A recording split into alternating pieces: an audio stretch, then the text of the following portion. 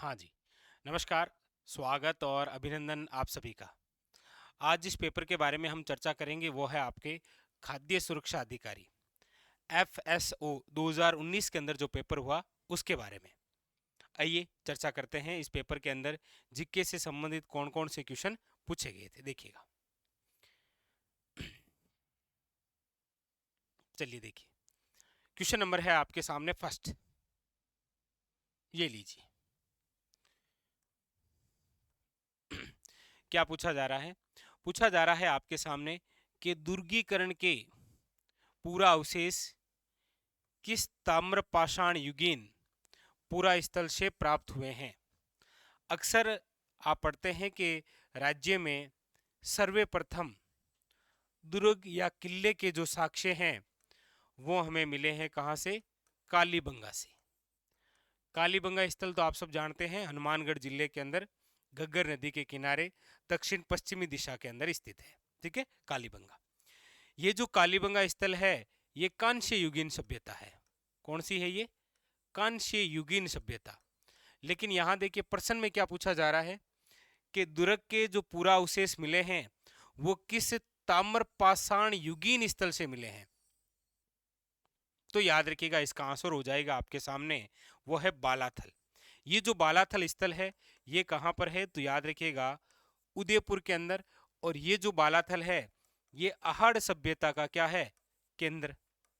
और ये जो आपके सामने आहड़ सभ्यता है ये किस प्रकार की सभ्यता है? तो ताम्रपाषाण कालीन। ठीक है, यहां पर हो जाएगा आपके सामने option number 2 is correct answer. ठीक है, चलिए अगला क्वेश्चन देखिए। क्वेश्चन नंबर है आपके सामने 65। पूछा जा रहा है प्राचीनतम जुते हुए खेत के पुरातात्विक अवशेष किस सांस्कृतिक स्तर से प्राप्त हुए हैं। यानी कि जो जुते हुए खेत के अवशेष हैं, कई तो वन लाइनर क्वेश्चन आता है कई बार कि जुते हुए खेत के साक्ष्य कहाँ से मिले। तो याद रखिएगा कालीबंगा से मिले। और वो भी कैसे? दोहरे जुते हुए, मतलब एक साथ दो फसल बोने की कला। ठीक है, याद रखिएगा। तो पूछा ये जा रहा है कि ये जो जुते हुए खेत के साक्ष्य हैं ये हमें किस सांस्कृतिक स्तर से प्राप्त हुए हैं। तो आपको याद रखना है option number A is correct answer, पार्ग हड़प्पा कालीन युगीन संस्कृति। याद रखिएगा, ठीक है, पार्ग हड़प्पा युगीन संस्कृति। Option number A is A correct answer, याद रखिएगा। ठीक है, तो याद रखिएगा दोहरे जुते हुए खेत के साक्ष्य। ठीक है, चलिए आगे बढ़ते हैं। अगला क्वेश्चन क्या कह रहा है देखिए। क्वेश्चन नंबर है आपके सामने नेक्स्ट। पूछा जा रहा है कि शासक ने बूंदी में तारागढ़ दुर्ग का निर्माण करवाया था। बूंदी में ये जो तारागढ़ किला है ये बनाया गया है बरसिंह हाड़ा द्वारा। याद रखिएगा, ठीक है, option number 2 is correct answer. लेकिन इस तारागढ़ किले के बारे में टोड का एक कथन भी है, याद रखिएगा। टोड ने कहा था कि संपूर्ण रजवाड़े में सर्वश्रेष्ठ महल यदि किसी किले में बने हुए हैं तो ये वही है बूंदी का तारागढ़। इसी किले के निर्माण के बारे में रुडयार्ड किपलिंग का एक कथन है। किपलिंग ने कहा है कि इस किले का जो निर्माण है वो भूत प्रेतों द्वारा करवाया गया है। ये भी याद रखना है। तो बूंदी का जो तारागढ़ दुर्ग है ये महलों के लिए प्रसिद्ध है, याद रखिएगा। ठीक है, जिसके अंदर चित्रशाला नामक महल भी बना हुआ है। ठीक है, वेरी वेरी इंपॉर्टेंट। चलिए अगला फैक्ट, क्वेश्चन नंबर है 67। युआन च्वांग द्वारा उल्लेखित पोलिये तालों के रूप में किस स्थान की पहचान की गई है। युआन च्वांग द्वारा, याद रखिएगा, कौन सा स्थान? पोलियेतालो के रूप में किस स्थान की पहचान की गई है। तो याद रखिएगा बेराट। बेराट स्थल जो कि आपके जयपुर में बाण गंगा नदी के किनारे है। याद रखिएगा एक इसी प्रकार से स्थान और भी है, पिल्लो मोली। और पिल्लोमोली स्थान जो है वो कौन सा है, तो याद रखिएगा भीनमाल जालोर। ठीक है, वो कौन सा है, भीनमाल जालोर। अच्छा क्वेश्चन है ये भी। ठीक है, चलिए अगले क्वेश्चन की ओर। क्वेश्चन नंबर है आपके सामने 68। क्या पूछा जा रहा है, पूछा जा रहा है एगमार्क अधिनियम 1937 किसके अंतर्गत आता है, कौन सा विभाग है या कौन से निदेशालय के तहत है, तो याद रखिएगा ये है आपके विपणन एवं निरीक्षण निदेशालय के तहत। Option number 2 is correct answer, याद रखिएगा। ठीक है, चलिए अगला क्वेश्चन देखिए। अगला है आपके सामने राजस्थान के किस जिले में डंडीकर शेल कला पूरा स्थल स्थित है। डंडीकर शेल कला, शेल का मतलब होता है पत्थर पर कला, और डंडीकर जो स्थल है ये किस जिले के अंदर है, तो याद रखिएगा अलवर के अंदर।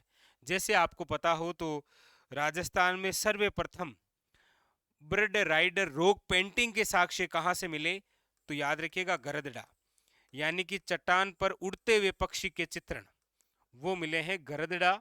स्थान है बूंदी में, याद रखिएगा छाजा नदी के किनारे। ठीक है, आप बताइए एक स्थान है नमाणा गांव, ये कहां पर है, ये कहां पर है, कमेंट करके बताइएगा। यहां पर ऑप्शन हो जाएगा ए इज करेक्ट आंसर, कोई दिक्कत है नहीं, अलवर। ठीक है, अगला क्वेश्चन देखिए। अगला क्वेश्चन है आपके सामने, राजपूतों की विदेशी उत्पत्ति का मत सर्वप्रथम किसके द्वारा प्रतिपादित किया गया। देखिएगा राजपूतों की जो उत्पत्ति है वो विदेशी जाति से मानने वाले कौन कौन हैं, तो कर्नल जेम्स टोड, विलियम कुर्क और स्मिथ, ये तीनों ही मानते हैं कि राजपूत जो है वो विदेशी जाति से उत्पन्न है। लेकिन यहाँ क्वेश्चन पूछा जा रहा है कि राजपूतों की विदेशी उत्पत्ति का जो मत है वो सर्वप्रथम किसके द्वारा प्रतिपादित किया गया, याद रखिएगा कर्नल जेम्स टोड, याद रखिएगा, वेरी वेरी इंपॉर्टेंट। और कर्नल जेम्स टोड के बारे में तो आप सब कुछ जानते ही हैं, राजस्थान इतिहास के जनक हैं, इनको घोड़े वाले बाबा भी बोलते हैं। और ये जो राजस्थान नाम है ये 1829 के अंदर इनके द्वारा ही दिया गया था। ठीक है, तो यहाँ पर ऑप्शन हो जाएगा ए इज ए करेक्ट आंसर, याद रखिएगा। ठीक है, अगला क्वेश्चन देखिए। अगला है आपके सामने, मुंशी समर्थदास चारण ने राजस्थान समाचार समाचार पत्र का प्रकाशन कब प्रारंभ किया था। कोई दिक्कत नहीं है, आप सब जानते हैं कि वो जो मुंशी हैं मुंशी समर्थदास, और इनका जो समाचार पत्र है राजस्थान समाचार, इसका जो प्रकाशन है वो कब शुरू किया गया था, तो याद रखिएगा 1889 के अंदर। ठीक है, यहाँ पर देख लीजिए ऑप्शन 1885, 1898, 1910 और 1914। ये क्वेश्चन इस पेपर के अंदर डिलीट किया गया था क्योंकि ये ऑप्शन में नहीं था, इसीलिए इस क्वेश्चन को क्या कर दिया गया था, डिलीट कर दिया गया था। ठीक है, बाकी कब निकाला गया तो आप खुद ही जानते हैं। ठीक है, ऑप्शन में है नहीं, मतलब ये क्वेश्चन डिलीट किया गया था। चलिए अगला देखिए। अगला क्वेश्चन है आपके सामने, क्वेश्चन नंबर 72। शेखावटी के किसानों को अपने अधिकारों के लिए संघर्ष करने हेतु भरतपुर के किस व्यक्ति ने प्रेरित किया था। भरतपुर के ऐसे कौन से व्यक्ति हैं जिन्होंने शेखावटी के किसानों को अपने अधिकारों के लिए संघर्ष हेतु प्रेरित किया। देखिए शेखावटी में जो किसान आंदोलन हुआ है वो जिस जाति से संबंधित है वो तो है जाट जाति, इसीलिए आपने भरतपुर के एक व्यक्ति का नाम सुना है जिसका नाम है ठाकुर देसराज।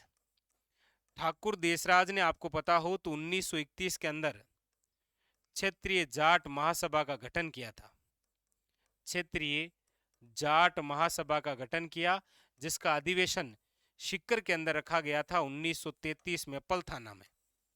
तो ठाकुर देसराज वे व्यक्ति हैं जिनकी वजह से शेखावटी के किसानों को अपने अधिकारों के संघर्ष के लिए प्रेरित किया था। इनकी पत्नी का नाम भी जरूर याद रखिएगा, बहुत इंपॉर्टेंट है।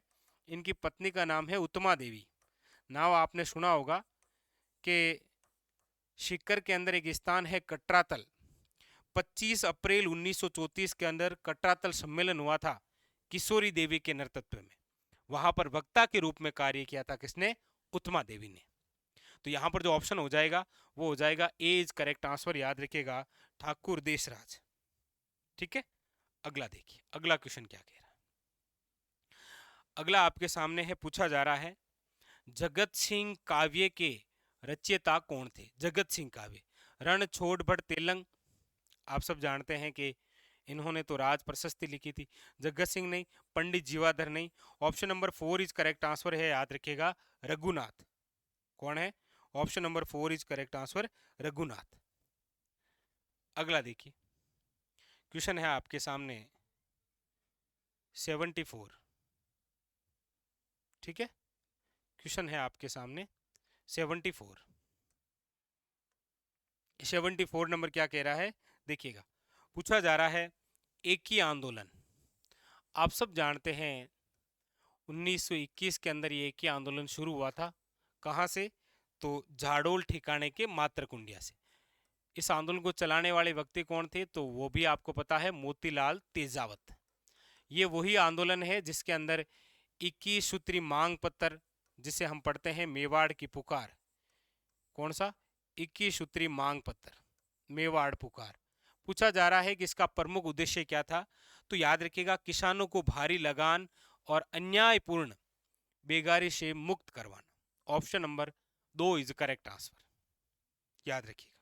ठीक है, अगला क्वेश्चन देखिए, अगला क्वेश्चन क्या कह रहा है। क्वेश्चन नंबर है 75। 1903 और 1911 में आयोजित दिल्ली दरबार में राजस्थान के किस शासक ने भाग नहीं लिया था? किस शासक ने भाग नहीं लिया था, यह क्वेश्चन पूछा जा रहा है। खेतड़ी के शासक अजीत सिंह तो गए थे, मेवाड़ के महाराणा सज्जन सिंह भी गए थे, याद रखिएगा। उदयपुर के महाराणा जो फतेह सिंह है ये नहीं गए थे।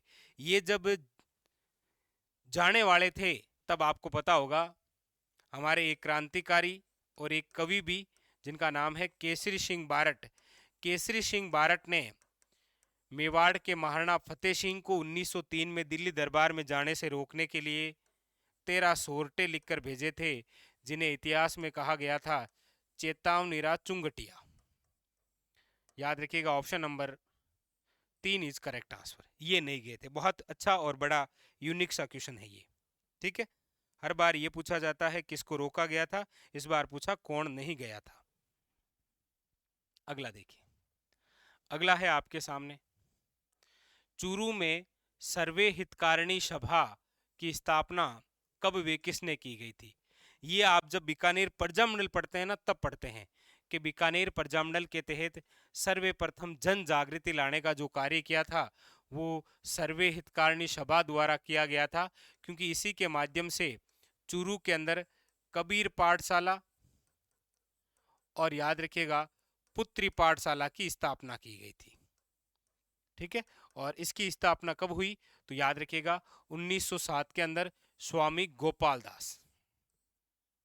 ठीक है, स्वामी गोपाल दास द्वारा, याद रखिएगा। ठीक है, अगला देखिए, क्वेश्चन नंबर है 77। भारतीय संघ में अधिमिलिन पत्र पर हस्ताक्षर करने वाले राजस्थान के प्रथम शासक कौन थे? याद रखिएगा।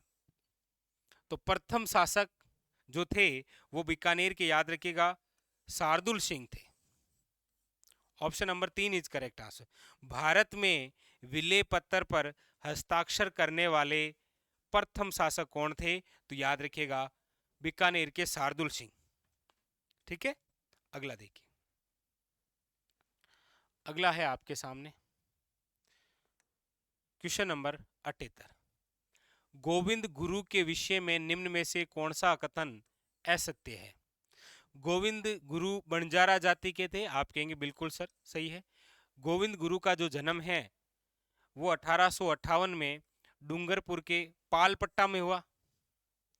आप कहेंगे सर गोविंद गुरु का जो जन्म है वो 1858 ईस्वी के अंदर डूंगरपुर के बांसिया ग्राम में हुआ था, बांसिया ग्राम के बंजारा परिवार में। तो यहाँ पर जो दिख रहा है फिलहाल तो 2 नंबर है, बाकी और देखते हैं। गोविंद गुरु ने बांसिया ग्राम में धुनी और निशान की स्थापना की थी, बिल्कुल सही है। गोविंद गुरु ने भीलों को धर्म और सत्य के मार्ग पर चलने का उपदेश दिया था, ये भी सही है। दो जो फैक्ट है वो गलत है। इनका जो जन्म है वो डूंगरपुर जिले के बांसिया ग्राम के बंजारा परिवार में हुआ था, यह आपको याद रखना है। ठीक है, अगला देखिए, क्वेश्चन नंबर है आपके सामने 79। क्या कह रहा है?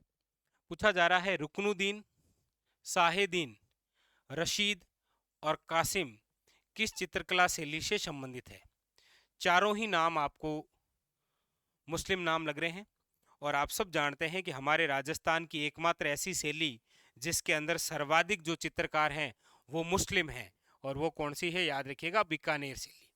अच्छा, बीकानेर शैली की वो अपनी और विशेषता है।